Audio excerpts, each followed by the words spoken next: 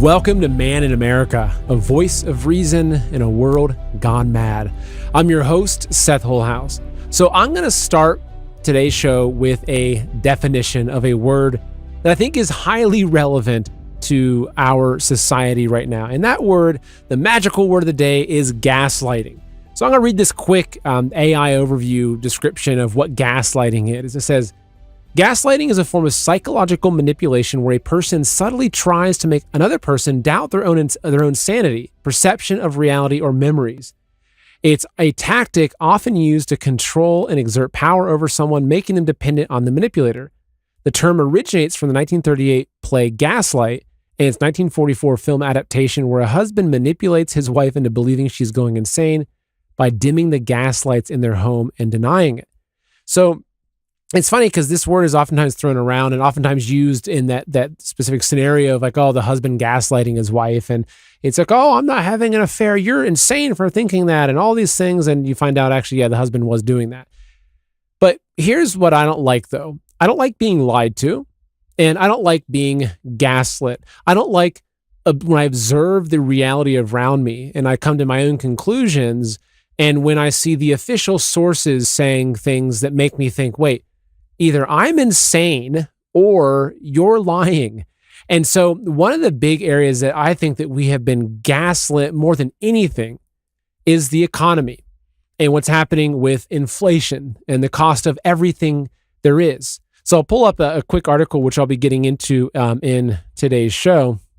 They say that U.S. annual inflation rate unchanged at 2.7% for the second straight month. So they keep telling us, oh, well, according to CPI data, inflation is only up, say, 2% or 3%. And I feel like I'm being gaslit here because when I go to the grocery store, when I have to make a purchase or when we're looking into buying something, whether it's a lawnmower or, we're exploring getting like a small travel trailer for doing some camping, and I'm looking at the prices of these things, pretty consistently, if I go back and I see say an infrared sauna, which we've been exploring getting one of those things. And I look at, okay, this particular sauna is $4,000 now.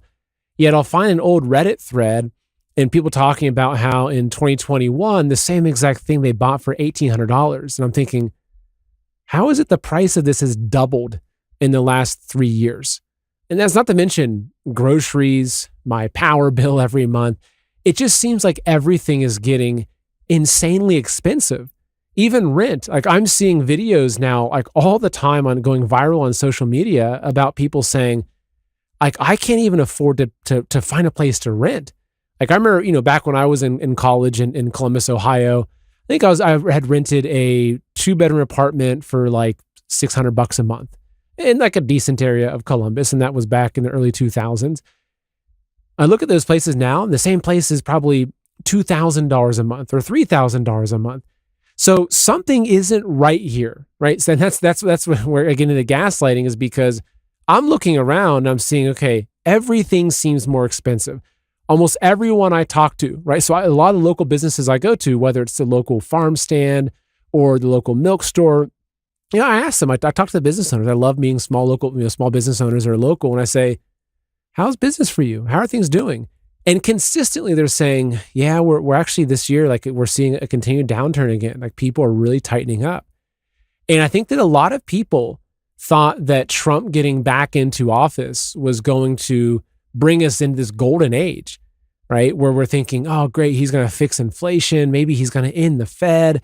He's going to, revalue gold, and all these things are going to happen. And we're thinking, great, like we're finally going to get back into a fiscal policy that's booming economy and small businesses opening up, and low interest loans to business owners, low interest loans on homes. And I'm seeing, unfortunately, like almost the exact opposite. Like most people I talk to, and I mean, let me know in the comments what you're experiencing, but almost everyone I'm talking to, whether it's a business owner or just people, family, friends, et cetera, are saying that, yeah, everything has gotten more expensive.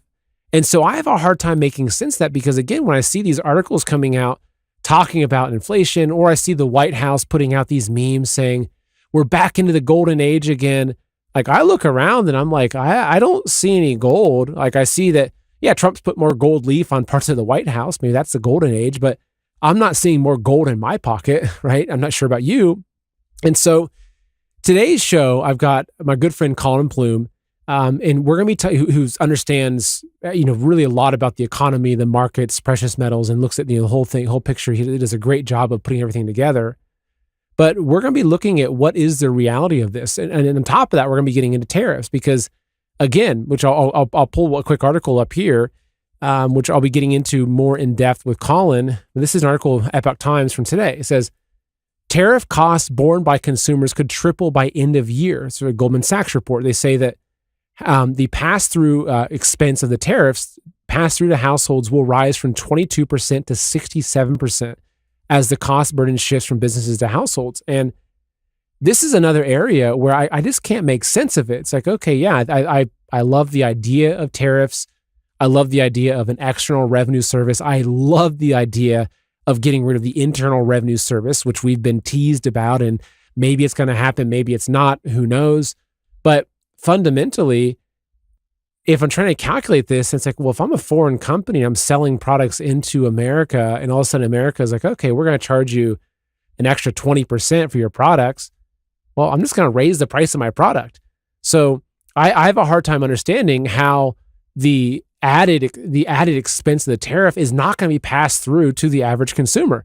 And again, maybe this is more gaslighting, but if I pull this article back up about the U.S. annual inflation, in the first paragraph, it says that U.S. annual inflation was unchanged in July, coming in below economists' expectations, as President Donald Trump's tariffs did not have a significant impact on consumer prices. So I'm trying to make sense of all this, because I feel like they're similar to, say, George Orwell. There's how many fingers, Winston, that there is the official government narrative about what life is like for the average person here in America, the small business owner, the wage earner, et cetera, independent contractor. So we have the official narrative of what life is like for us here in America.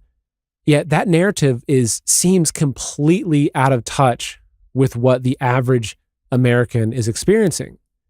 And I'm not, doing this show to bash Donald Trump or anything like that. I'm just looking at objectively and just saying something is not adding up here. And then you also have the stock market, which is at all-time highs. Dow's over 44, 45,000. Yet that stock market, it's mostly in the Magnificent Seven, these big tech companies, whereas everything else seems to be struggling. So either I'm crazy, or there is a reality of the economy and with the financial situation here in America that is being painted over with gold leaf and presented as something it's not. And the unfortunate thing is that history shows us reality always wins. Truth always comes to the surface. And so is the truth coming to the surface going to be a significant market correction? Is it going to be, as we'll talk about, the jobs numbers coming in way lower than what we're told to expect? Or what? Because obviously, as all of us living in America trying to get by, like I've got two little kids, I'm constantly thinking about, okay, what am I going to leave my children when my daughters are in their 20s and they're getting married? Will I be able to help them buy a house? Will I be able to save for that? What about my retirement? What about my parents' retirement, who are now approaching the age where they're really, a lot of their income is based on Social Security and all this stuff. And so anyway, I think that you're going to enjoy this interview with Collin Plume. It's just going to be a straight shooter, kind of interview. We're going to cover a lot of topics, but fundamentally, I think it's about trying to get to the bottom of what is the reality of life in America with the economy, because I want to know what's true so I can act upon that. If the stock market really is like booming and there's all the indicators show it's going to be amazing, well, maybe I'll sell some silver and put it in the stock market, right? Which is not true for me. Like, I'm not going to do that, but I deserve to know the truth. And I don't feel like I'm getting the truth from the official sources or from the White House. So enjoy the interview with my good friend, Collin Plume. This month, Tax Network USA proudly celebrates American Pride Month, honoring freedom, resilience, and financial independence. To mark the occasion, they're offering 10% off all services for a limited time. If you're dealing with back taxes or missed the April 15th deadline, don't wait. The IRS is stepping up enforcement fast. Penalties can add up quickly, up to 5% per month, maxing out at 25% of your total tax bill just for not filing. That's on top of what you already owe. But there's good news. Tax Network USA can still help you turn things around. Whether you're self-employed, run a business, or your books are a complete mess, their team knows how to cut through the chaos and find solutions that work. Your consultation's free, and getting ahead of the problem now could help you to avoid harsh penalties, wage garnishments, or surprise bank levies. Take the first step. Call 800-958-1000 or visit tnusa.com/MIA. And don't forget, this month only, you'll get 10% off as part of their American Pride Celebration Month. Regain control of your finances with expert help from Tax Network USA. Mr. Collin Plume, it's great to have you back on the show, man. I feel like it's been a while, so thank you for being here. Yeah, thanks, Seth. No, it's good to be here. Exciting. Lot to talk about today. As usual. So one thing that as I'm looking and it's like watching what's happening with the economy, obviously I'm paying close attention to things like gold, silver, Bitcoin, the stock market, seeing how all these things are balancing out. But one thing I can't make sense of is the combination of tariffs and inflation versus the reality I think that Americans are facing. So I'm going to pull up a couple articles really quickly here just to paint a little bit of a picture. So here's an Epoch Times article just from today. It says U.S. annual inflation rate unchanged at 2.7% for the second straight month. They continue down in the article talking about how basically even with the tariffs, actually first sentence here opening, U.S. annual inflation was unchanged in July, coming in below economists' expectations as President Donald Trump's tariffs did not have a significant impact on consumer prices. So you have this perspective, which is oftentimes the perspective of the White House. They're bragging about the economy and inflation's low. Here's another article that was like right on top of this article on the homepage of the Epoch Times saying that tariff costs borne by consumers could triple by year end, says Goldman Sachs, as the investment bank projects pass-through to households will rise from 22% to 67% as the cost burden shifts from businesses to households. I'll read a little bit down here. It says that American consumers have absorbed roughly 22% of the costs from President Donald Trump's tariffs through June, but that is expected to swell to 67% by year end if the pattern of past levies holds, Goldman Sachs economists said in a note this week. So it says that businesses have so far carried around 64% of the costs, foreign exporters around 14%, according to the analysis. So my question here, before I get into, I've got a video to play in a little bit here about grocery costs, is this whole idea of tariffs, right? So let's just say that I make this mouse, right? And let's just say that I'm a company based in China that makes this mouse. And say my manufacturing cost is $5 and I'm going to send it to America and sell it for $25 at a 500% markup. If the United States now says, okay, we're going to charge you, say, 50% of a 50% tariff on this mouse, as the Chinese company, I'm not going to say, oh my goodness, my profits have just been cut in half, so I guess I better take a big loss. What I'm saying is like, okay, well, I'm going to increase the price of this mouse by 50% because because I've got my own margins, I have my own overhead. I'm going to increase the price of it, and ultimately, I would think that that tariff is going to be paid by the consumer. So while the White House is out saying that, oh, tariffs haven't increased in any inflation, we're not seeing any changes. To me, it just doesn't make financial sense of how that would be the case. It seems like Goldman Sachs also is making that case. So what do you think about all this? Well, this was the cost benefit of the gamble we made 40 years ago with shipping everything overseas, was that we'd have this, arbitrage that would be in our favor if we didn't do anything like a tariff. But once we do a tariff, then the $5 wholesale cost in the mouse, for them to keep their same profit margin, they're going to raise the price of that mouse to $8 or $10 wholesale, which then the retail buyer is going to pay $30 to $35. I don't think we've seen the effect of it yet because the tariffs have flip-flopped. Also, there's still enough products here in the U.S. that they're able to price them pretty close to the same. Cars are a good example that if we continue the tariffs the way they are, we'll see the effect later this year because eventually they will have to start selling cars that are imported. But right now we have enough products, we have enough cars, we have enough mouses, we have enough currently. But everyone that I know that's in manufacturing is waiting to see what the effects, and they're just slowing down. They're not hiring, and they're just going to wait until they have any consistent message from the White House on what things are going to cost, because they're not going to be able to pass the saving the not the savings, the cost to the retail store that they sell to and the consumers based on these astronomical numbers. The numbers don't, we're not, there's too much of a sticker shock for a consumer. And, we are seeing it in just in terms of, yes, maybe the CPI today hasn't hit, but we also know some of these government numbers that come out are not based on current data, that they usually are using data that's 60 or 90 days old. And then they're trying to estimate in the future, which is, we're going to talk about the BLS commissioner and the report, but we know that a lot of times that data is not always accurate. And it does feel like 2.7% is lower than what the day-to-day is. Also, you just have to think if people are buying less, the prices will have to go up because these companies will still have to profit. Um, like for instance, like I don't know if you've seen these reports about Las Vegas. Las Vegas is, a good indicator of how the economy is doing because Las Vegas used to be a place that people could go to have fun, and it was like a easy trip, and people felt like they got a lot of bang for their buck. But now Las Vegas is absolutely dead. People are afraid.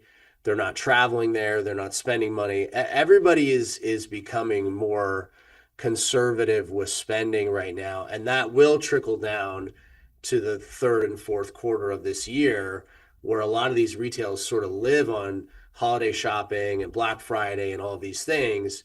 People are hunkering down right now, and they're getting much more conservative, whether it's on the consumer side or on the business side, until there's a clear picture of what the actual tariff mandate is going to be. And we've had no consistency, and that's the worst thing for a stock market, and it's the worst thing for companies, Fortune 100, 500. They need a clear roadmap to determine how they're going to, map out their futures, and they just haven't had that right now.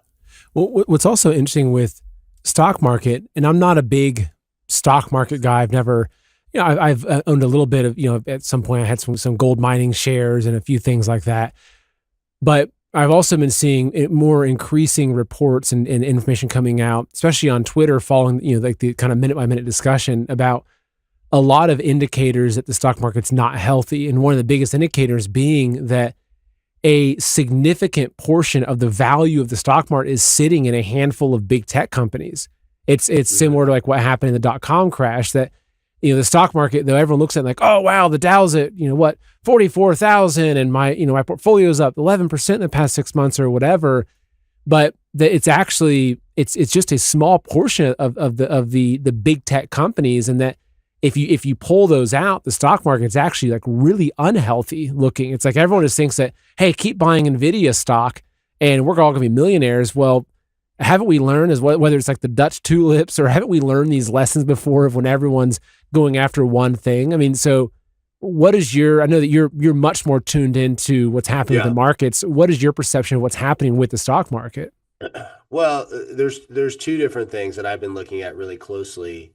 One is multiple reports, Newsweek on, that talks about how Nancy Pelosi, her returns in 2024 outpaced the largest and most profitable hedge funds. There's reports of her earnings last year being between 54 and 70% profit.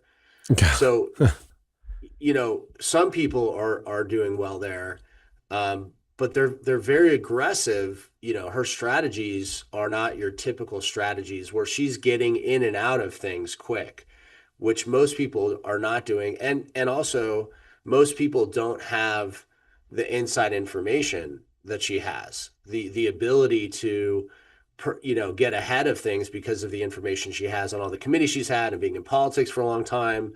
I mean, they really know a lot more than the everyday American. So yeah, if you're her and you have inside information, you're going to do okay. The second thing that I look at is Warren Buffett and Berkshire Hathaway. They have the largest recorded number of short-term U.S. Treasuries right now. They've never had this much. They've continued to buy them. They're not putting any money in the stock market. They're not putting any new money. Everything's going into short-term U.S. Treasuries, and they're waiting for opportunities. And the only reason that a person that's 90 years old that has always won, he's always picked right, is that he doesn't want to get caught in a dramatic downturn. And so this company that can invest in anything that it wants is sitting in out of the stock market, sitting in short-term U.S. Treasuries, which, it's been interesting because you have him doing that. And then you have the Genius Act bill where, they did this crypto regulation, this Genius Act, and it basically they said the stable coins are going to be backed by the US dollar or US treasuries. So there's a lot of this big push for large money to get into US treasuries, which thank God, because otherwise we'd be in trouble. I mean, most of these, when they release these bonds to the public, there's not a tremendous amount of excitement for any of the 1, 2, 5, or 10-year bonds. So now they've come up with these shorter term bonds that have appealed. So we're literally going from an economy and we need these bonds. We need them to keep the Ponzi scheme going. But now we can't even sell bonds that are longer than a few months. These are 3 and 6 month bonds because people believe there's going to be a correction. And so they just don't want to tie their money up for a long time. So when I look at the stock market, I look at obviously all the indicators of the Magnificent Seven are way higher than they've ever been. It doesn't present any kind of safety. You could have mini runs here or there, but long term, you're buying into assets that are trading at multiples that are in a situation where they could implode. And I think as anyone that's has a lot of money there, is tied a lot of money, that would make me tremendously nervous.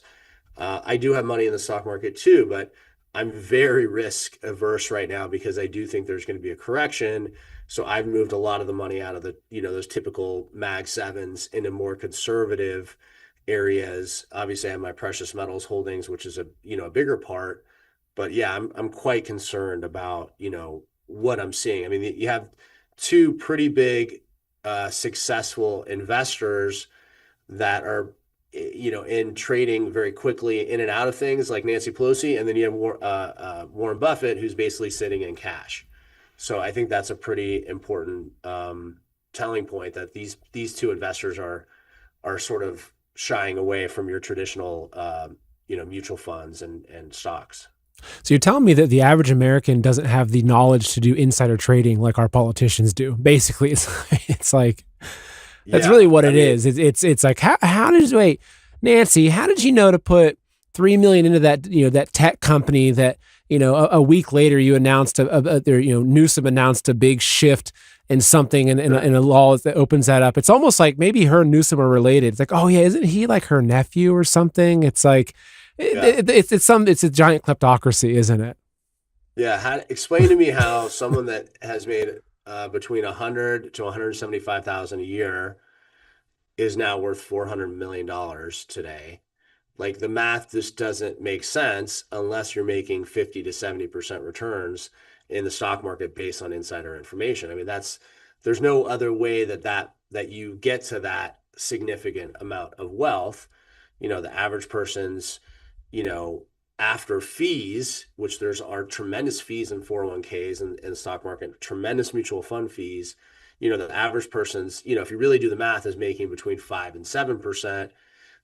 So those numbers are sort of harder to get to that big number down the road. So I think that's, a big thing that people have been saying about gold. The downside have always been about gold is that it hasn't had the kind of returns or silver. But we've seen the last few years it's actually outperformed a lot of the indexes in a lot of different ways. Gold's been sitting kind of in a range the last few months, but silver's gone on a big run, platinum's gone on a big run. So I think the arguments against gold and silver have kind of gone away. But now people are I think a lot of people are just trying to figure out what the next steps are, what the smart move is. And, they have to look at the next, 12 to 18 months to make that determination. But there's a lot happening and then there's the BLS commissioner getting fired, which obviously was a big deal. And I can dive into that a little bit more too. Well, yeah, just an interesting point. I was talking to my mom recently and obviously she watches the show and she follows a lot of the advice I give her. And, a couple of years ago I said, Mom, look, I highly recommend you pull some of your money out of your 401k and put it in physical silver. And she trusted me. And so I was talking to her recently and she was like, wow, Seth, I was just calculating, I have this many ounces. Like, what does that mean? She could have gone and looked it up, but she just asked me these questions. And I said, well, Mom, silver's at $38 an ounce now. And I was like, you bought all that silver at like around $22 an ounce. Yeah. And so it's like, wow. And actually for me, even too, like a lot of the precious metals I bought a lot of my gold at 2,000 an ounce, 1,800 an ounce, 2,100 an ounce, a lot of the silver at, 17 to 23 or so. And so it's like, yeah, I was like, Mom, like you almost doubled your money in that in the past couple of years. What would have happened if that money was sitting in your 401k? So I want to jump into the jobs reports, but I just want to play I've got a 2-minute video here that I want to pull up and just play for us because again, getting back to, I think this like the gaslighting about inflation and how everything's is less expensive. Again, that's my experience. I'm not seeing that anywhere. I'm not seeing anything that we're buying, whether it is tech items, clothing for the kids. We got a car recently. What doesn't matter what it is, it seems like everything is astronomically more expensive than it was before. Yet, and I see these tweets coming out from the White House or for Trump saying that, costs are hitting all-time lows. And I'm thinking, am I living in a different world than these people? So I'll play this short video and then we can hit on that and then get in a little bit about the jobs reports. So this is, it's about 2 minutes long, but this is really helpful actually. So guys, this is an absolutely crazy story about a man who had the Walmart app on his phone. And what he did is there's an option within the app to be able to go in and hit reorder all. So he had a cart order. This is way back from 2 years after the pandemic started for $126 for all of his groceries. So just out of morbid curiosity, when he went back into the app, he looked at his own orders and thought, I'm just gonna do reorder all just to see what the difference will be. 3 times the price in 2 years. They are gaslighting us, guys. They are gaslighting us that things are so hard for companies after the pandemic. Companies are making money hand over fist. They can afford to pay you more. They can afford to hire more people. This is just corporate greed. The cost of getting meat, getting vegetables out of the ground, farming things up, shipping them has not gone threefold in 2 years. These companies are just making extra money off of all of it. And so when you go to the grocery store, and I've had this sentiment so many times myself in the last couple of years, and I'm like, why is this so expensive? I didn't even get that much food. This should be like $40. And it's like $120. And you're like, I didn't even get anything. I got like a half a week's worth of food. This is what's going on. This is supposed to be, by the way, Walmart is the choice for the cheapest retailer to be able to go pick stuff up. Now I found out Aldi's even cheaper. But for most people that don't have Aldi near them, Walmart is their choice, is the cheapest way to get groceries and home goods. And this is what you have to look forward to 3 times. So again, like, and that's been my experience. It's just, so absolutely. As I'm looking around, just thinking and looking just, energy costs and okay, so yeah, gas is hovering at, $3 a gallon. It's like, okay, well, yeah, it could be higher, but I also remember when it was $2 a gallon.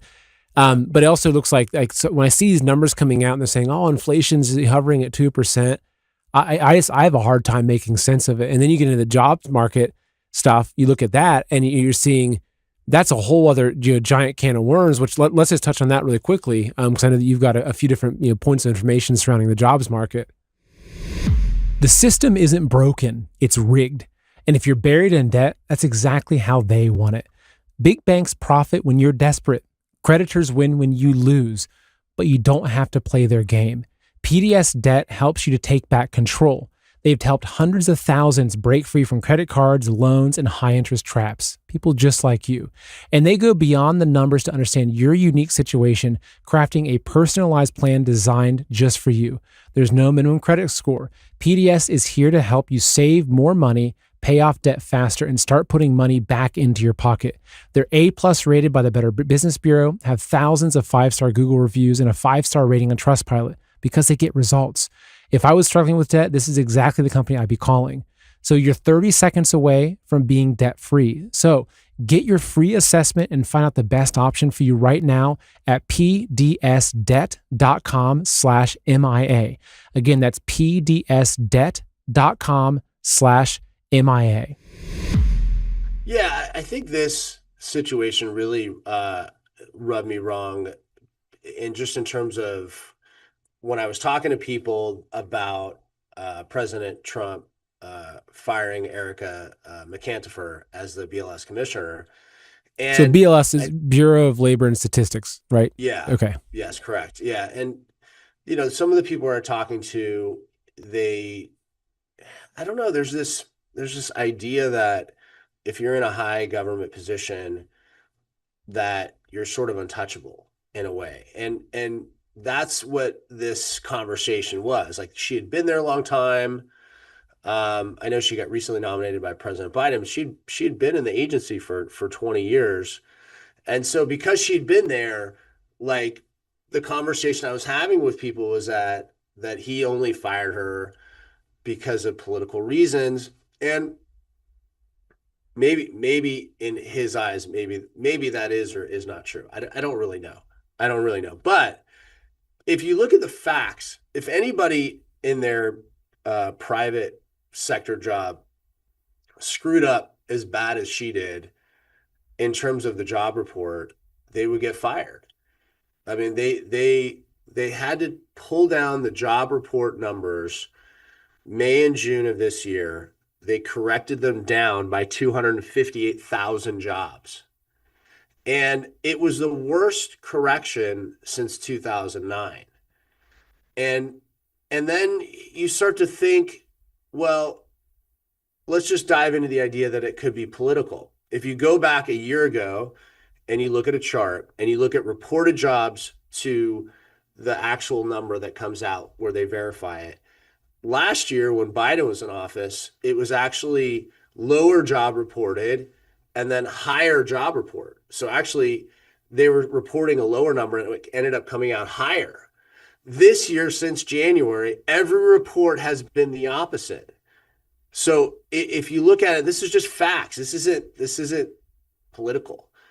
So, and the reason that it's frustrating for me looking at these things is because this report, it has massive ramifications for you and I.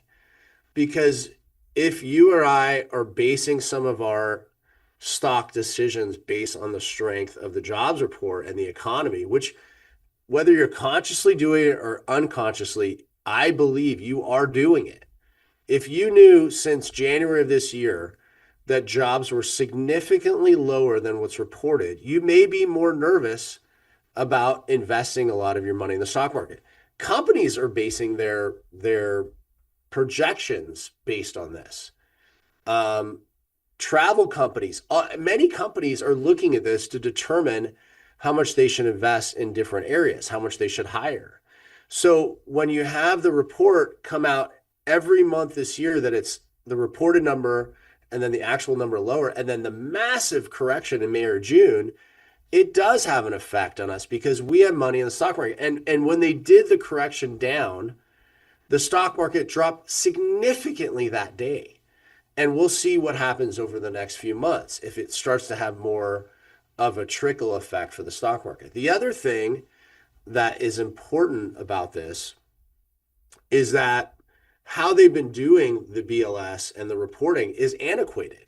And I think part of the reason that she should have been fired is because there's much more sophisticated tools today than calling people, which is partly the way they do it. They actually call people and ask them they have a job. Then they also take some of the data. They call and ask people, 60 to 80,000 people. They ask them, like, who's going to say they don't have a job, Seth? Like, if you call them, of course, if their wife's in the background, like, hey, they're calling, yeah, I got a job, honey. They're obviously it's silly. It's a silly way to do it.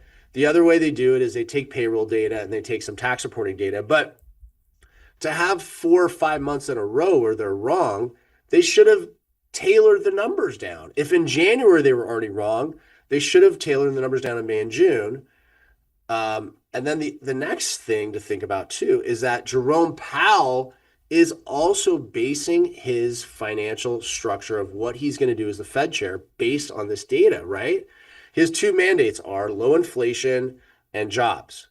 So I believe he thought jobs were doing better than they were. And so he's getting this data too, and he's going, holy cow, now all the data I was getting was wrong. So when I was talking to my people about this, I don't think they realize how important it is to have correct data as a government, as a company. And so now Jerome Powell is thinking, wait a minute, my policy has been wrong. I should have lowered rates. So this BLS commissioner situation, him firing, I think it's more than political. It's just we need to get correct data in there. And also they should have some measures in place to be more conservative so that people are protected, because now there's a lot of people right now, they're sitting in the stock market going, wait a minute, I didn't know this. I didn't know the job report was revised by 258,000 jobs. That would make me question some of the stocks that I own. Some of the stocks are going to be affected by the jobs report. So these are all the things that I think we're missing. So when I saw this, I had to dive in and really break it down in a simpler way. But these reports do affect you and I, and it's important for people to know that. And so kind of wrapping up, I know you're a big believer, as you even talked about before, your own portfolio in precious metals. I know that a big part of what your company does, and I think you're the best in the industry at doing this, is helping people creatively move money out of 401ks, IRAs, et cetera, and strategically put them into precious metals while avoiding a lot of the fees and everything. So at this kind of stage in history, why would you recommend someone say, hey, probably not a bad idea to take some of your 401k out of the stock market and put it into something tangible like gold or silver? I'll give you 3 reasons, and it's really simple. Number one, what I discussed, that this job report is going to have effect on the stock market. Number 2, Jerome Powell, the likelihood of him lowering rates in September went from 60% on, there's a lot of these websites, Polymarket, and all that you can bet. It's 97% right now. So the likelihood of him reducing rates at least 25 basis points, 25%, 97%, at least 25 basis points. And then if you go farther down, they even say another rate cut. So if you look at jobs reports wrong, rate cuts coming, and then the third thing that I think is that they're going to try to open up the money supply because unemployment is going and it's going to get worse. And they know that one of the ways that they need to fix it is to get more money out there for corporations to spend and grow. Which weakens the dollar further, right? Which weakens the dollar. So I think those 3 reasons together will expand the money supply.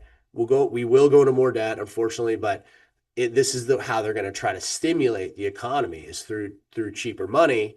And if you look at 2009 is a great example, they did the exact same thing. And if you look at 2009 to 11, if you look at the charts, you can see how gold and silver performed. And so I think that the metals will do something similar. Then also the fourth thing that I forgot to mention is that there's going to be a new Fed chair in May of next year, if not sooner. And I believe that new person will be much more aggressive, whether it's Scott Bessent, which they've thrown around. I think they're going to be much more aggressive in their policy, which it's a growth. Trump's whole philosophy is we need to kind of spend and grow our way out of this, which will weaken the dollar. and make tangible investments more valuable. And I think that if you look at all those things those together, it presents a good argument for precious metals, which we do help people. We have tons of guides, good information. I have my book, which we can send people, talks about silver. So I think there's a good opportunity right now, but it's a great time to learn and get educated. And that's really what we focus on. Exactly. And that's this is an area that I'm super, super fascinated. I always have my 10-ounce bar sitting on the desk. It just has that reminder of this is real money, right? That paper, it's not real money. It's fiat. It's fake. It's monopoly money at the end of the day. So we've got a website set up, goldwithseth.com. You can get your free wealth protection kit. You can learn more, or the phone number 877-646-5347. And I'll put that information into the show description as well, make it accessible. But this is what I believe in. And like, again, to the point that I'm telling my own mom, trust me, just do this. And she's come back over and over again, and she said, Seth, thank you. Like, thank you so much. So Collin, thank you for giving us your time today. It's always great speaking to you. Take care, man. I hope you enjoyed that discussion with Collin, but I wanted to weigh in and just give a few of my own thoughts. So he kind of towards the end there gave, I think he said his 4 points on why he thinks it's a good idea to have some of your assets coming out of, say, the stock market, your 401k, et cetera, and being put into precious metals, primarily gold and silver. And he made some really good points, but I also want to bring my own perspective on this because I'm not someone that's doing market calculations. I'm looking, I can make 3% over here, 4% over there. I mean, obviously, like we bought a new car as a 2024 model, and instead of getting like a 72-month kind of financing on it, we're paying 5%. They had a special where we were able to get 48% with 0% interest, 48 month at 0% interest. And I'm like, okay, that's great. Like, I don't want to pay the banks anything if I don't have to, right? Because especially if you look at the rate of inflation, it's not free money. But it's kind of someone saying, look, I'm going to give you all this money up front and I'm not going to take a penny from you. So I like that idea. So, I'm trying to calculate in those ways. But to me, when I look at precious metals and the idea of it, like fundamentally, it's about being off grid. It's about being outside of the system. Because my personal belief is that the next, say, 3 to 5 years, we're going to see significant changes happening in this country, in the entire world. If you look at especially what's happening with this technocratic system that's being built, and again, this is another thing that's really happening under Trump, right? Again, being objective here, the government has given massive contracts to big tech, Palantir, Meta, continued. That really concerns me. Like the investments into AI and data centers, all those things worry me because even if, say, Trump has the best of intentions, all it takes is for the next person to get in. Let's just say that for some reason, Gavin Newsom becomes the president after Trump. I have no idea how that would happen. Let's just say hypothetically it would. Okay, and he steps into this position, and all of a sudden he realizes that, wow, maybe Trump had the best of intentions with setting up this digital security state with Palantir, and so really, a lot of ways, digital ID, social credit scores. This stuff is all in the works. It's already there. It's already built. We just don't see it, but it's already behind the screens. This system exists. Even if Trump does it because he wants to help cut down on illegal immigration and catch the criminals faster, whatever, the next person getting in can take those same exact tools and absolutely turn them against us. And before you know it, America could be China from the perspective of a digital social credit system where, say, you go online on Twitter and you criticize Gavin Newsom. Well, that's going to dock your social credit score that Palantir is tracking for you. All of this concerns me. And ultimately, this is why a lot of what I'm doing, both with Man in America, with the book Prep Like Noah, with the community that we're building, it's about helping people to off-grid their systems. It's the same reason I don't have a smart meter. It's the same reason why I'm trying my best to build out solar. It's the same reason why I've got a well, and I would refuse to be on public water because I want control of my own systems. I want to have my assets. I want to have the food, stored so that if there's a 1 year period where the grocery stores aren't working properly, or you're required, say there's a lockdown again, but now they're going to make you wear a mask and show your digital ID to get into the stores to buy your groceries. I want to make sure that I'm outside of that system. And that's exactly why I believe so much in precious metals. It's not about looking at it and speculating. I'm not a speculator. I'm not, going out and buying silver saying, oh, if I buy silver at 30, if it hits $40 an ounce, I'm going to sell it and I can make, a 25% return or whatever that is. I mean, obviously it's great. And as I mentioned in the interview, a lot of the silver I bought it for, $17, $18, $22 an ounce. And so it's doubled since then. Like, okay, that's great. But I'm not going to go spend it. I'm actually just going to let it sit where it's hidden, right? And just let it sit there, because to me, it's an insurance policy. And that's how I look at it. And that's why I don't have any money in the stock market, because, well, for one, I believe the stock market is an absolute scam. I think it's just a way that the bankers and the elites have created this system to get us to take our hard-earned assets and put it into a system where we actually have no control.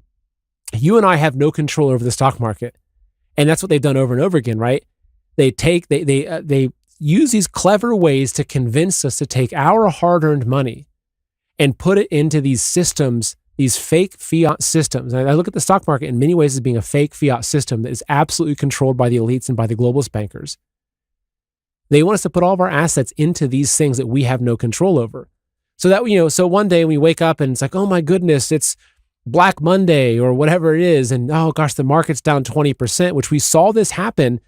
And all of a sudden you can't get through to your broker, right? Or say, look at like the Robinhood app and these different apps you use for trading of GameStop or whatever it is. We're seeing these situations where when things start to go a little bit haywire, the first thing they do is they freeze your ability to move your assets. And to me, that is a massive risk. If I was sitting there and I had my entire savings, like I watched my dad lose his entire 401k during the dot-com crash. I was a little kid. I remember like my parents actually, because he worked for Lucent Technologies at that time, and I remember my parents arguing over it and seeing it happen. And I think it was Lucent stock had gone from maybe $100 a share down to, and really nothing. I think that he ended up selling all of his stocks at like $15 a share. But I witnessed that happen. I watched my mom, telling my dad, Ed, just sell, just get out, just take the loss and get out. And he was like, well, no, it's a big company, it's going to recover. But it didn't. And I saw it wipe out almost his entire 401k. And so maybe these are lessons that I learned when I was younger that I was maybe destined to not repeat because I had these memories. And that's how I look at it. Even with the bank, you look at what happened at Silicon Valley Bank. You look at the fact that everyone thinks, you walk in the bank, it says, oh, FDIC insured. FDIC is going to insure up to $250,000. Well, I remember last time I calculated, this is maybe a year ago, I did a show on it. I calculated, I think that the FDIC, maybe they have enough funds to cover, I think by now it's like less than 1% of the total deposits. So here you are telling me that, oh, my bank is FDIC insured. So if I put $250,000 in the bank and that bank goes under, the government's going to give me $250,000. So it's protected. Well, how does that work though? If the total number of deposits, the value of deposits, the government only has less than 1% to cover that. What it means is that if there's a banking crisis, which again, going back to what happened to Silicon Valley Bank, we saw these signs of that. And I don't think it's over either. I think we're going to see another round of these bank crises happening within the next 1 to 2 years. I mean, just the reality of it. What happens then to the 99% of people, right? When the government just says, well, yeah, we told you it was FDIC insured, but we're sorry because we couldn't cover the funds and this is a banking crisis. But thank goodness, though, we have this central bank digital currency that's going to help save the day and we'll put you on a universal basic income. I'm like, no way, I'm opting out of that. And this is, again, call me a tinfoil hat, conspiracy theorist, prepper, doomsdayer, but I don't trust my hard-earned assets, the things I've poured my blood and my sweat and my tears into. I don't trust those in some government-run institution, some institution controlled by the bankers and the elites, which is really the entire banking system, the Federal Reserve corrupted fiat currency banking system, and the stock market, which, in my opinion, is no better. It's the same thing. Do you think that these people can't just all of a sudden crash the stock market when they're ready? Absolutely. If you look back in history, if you think that the Great Depression was just some random occurrence that was tied to different things, and no, the Great Depression our country went through was absolutely an agenda driven by the bankers. At that point, one of the big agendas behind the Great Depression was to collapse all the independent banks. So they could use that to shut down all these small independent banks that were all over America. I think there's over 10,000 different banks at that time. And it was this really convenient way to collapse all those banks, bring in a much more centralized banking system. All the while, all the elites and the bankers at that point, they knew the crash was coming. They pulled out and they come in after the crash and they're buying everything for pennies on the dollar. And so this is, if you ask me, Seth, why would you recommend your own mom to buy silver as opposed to keep your money in the 401k? This is it. It's not because I'm speculating and saying, hey, mom, you're going to double your money in 3 years. No, that's not that it at all. It's because if that crash happens, which it is inevitable, there's going to be a massive correction. Is it going to be this year? Is it going to be next year? Is it going to be in 3 years? No one knows, right? No, I mean, I guess some people know because the ones that control it know, but none of us know.